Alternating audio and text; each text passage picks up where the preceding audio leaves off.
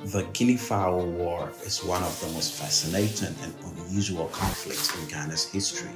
This conflict did not start over land, resources, or power, but began over something that seems, at first glance, very small: a guinea fowl.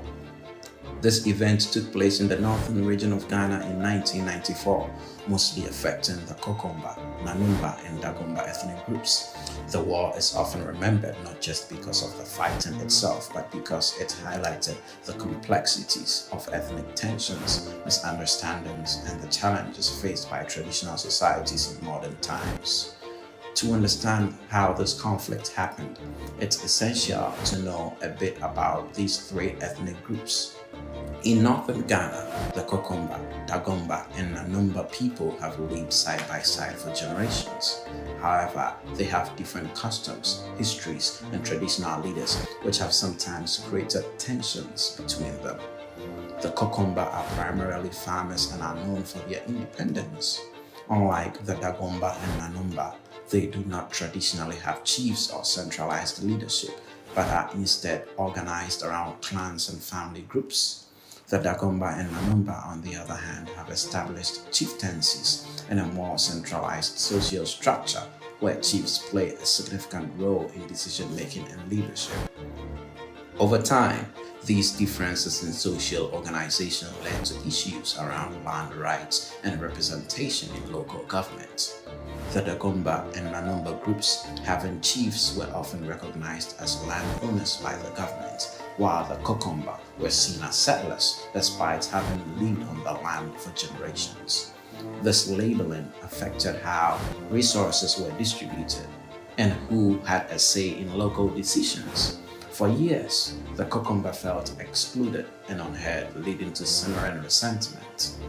The actual conflict began with a simple incident involving a guinea fowl, a bird commonly raised in northern Ghana. According to stories from that time, in early 1994, a Kokomba man either bought or sold a guinea fowl, depending on the version of the story. Afterward, a dispute erupted between him and an Anumba man over the bird's ownership. What might have been a minor misunderstanding quickly escalated because of the existing tensions between the groups. In rural communities, it's not unusual for small disputes to be resolved through mediation by elders or local leaders. But in this case, due to the pre-existing mistrust and resentment, the argument over the guinea fowl took on a much larger meaning.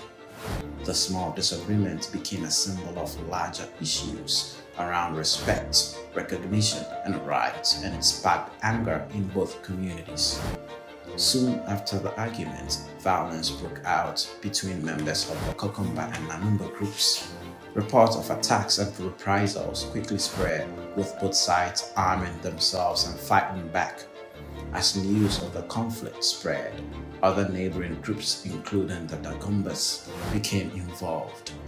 What began as a local quarrel now involved multiple ethnic groups, each with its own grievances and alliances. This escalation led to widespread destruction. Homes were burned, farms were destroyed, and people fled their villages to seek safety.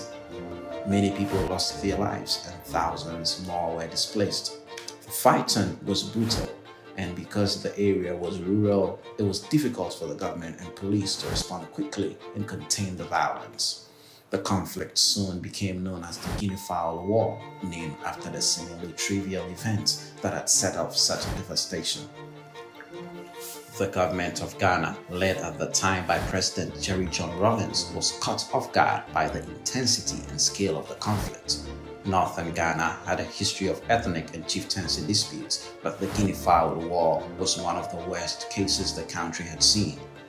The government tried to intervene, sending police and military forces to the affected areas to restore peace, but the terrain and spread of the conflict made it difficult for security forces to control the situation. To make matters worse, many of the combatants were using locally made guns and weapons, which made it easy for ordinary villagers to join in the fighting. The lack of infrastructure in the northern region also made it hard for the government to get resources and aid those in need. The conflict soon gained attention. with people across Ghana wondering how such a small issue could lead to so much devastation. While the Guinea Fowl incident was the spark, the real reasons for the conflict went much deeper. The Cucumber people, feeling marginalized and ignored by the government for years, saw this as a chance to assert their rights and demand recognition. They wanted to be seen as equal to the Dagomba and Nanumba, not as settlers or outsiders in the region. On the other hand, the Dagomba and Nanumba were protective of their traditional authority and chieftaincy systems. They feared that if the Cucumba gained more recognition, it would undermine their power and influence in the area. They saw the conflict as a way to defend their status and structure that had governed the region for centuries. The Guinea Fowl War lasted for several weeks, causing heavy losses on all sides. The destruction left communities shattered, with many people grieving for lost loved ones and lost homes. After much effort, the government managed to broker a peace agreement. Community leaders from each group were brought together, and with the help of mediators, they agreed to stop the fighting. In the years that followed, various peace initiatives were introduced to try and rebuild trust between the groups. The government launched programs aimed at addressing the underlying issues, such as improving representation for all ethnic groups in local government and ensuring fair distribution of resources. However, the scars of the Guinea Fowl War have not been easy to heal. The memory of the conflict and the pain it caused remain fresh in the minds of many people in northern Ghana. The Guinea Fowl War served as a reminder of how fragile peace can be, especially when communities feel marginalized or ignored. In this case, a small incident became a symbol of much larger issues that had been ignored for too long.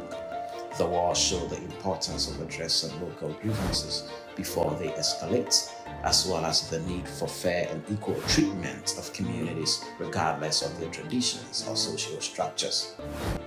Today, many people in Ghana look back on the Guinea Fowl War as a lesson in the dangers of unresolved tension and the power of community dialogue. The war highlighted the need for better communication, understanding, and respect among Ghana's diverse ethnic groups. While the conflict was devastating, it also brought attention to the challenges faced by people in the northern region and encouraged efforts to prevent similar conflicts in the future. The Guinea Fowl War may have started over a seemingly minor dispute, but it exposed deep-rooted issues that went far beyond a single bird. There was a conflict fueled by years of frustration, inequality, and cultural differences. Although peace has since been restored, the Guinea Fowl War is a reminder of the work that still needs to be done to ensure equality and understanding among all communities in Ghana.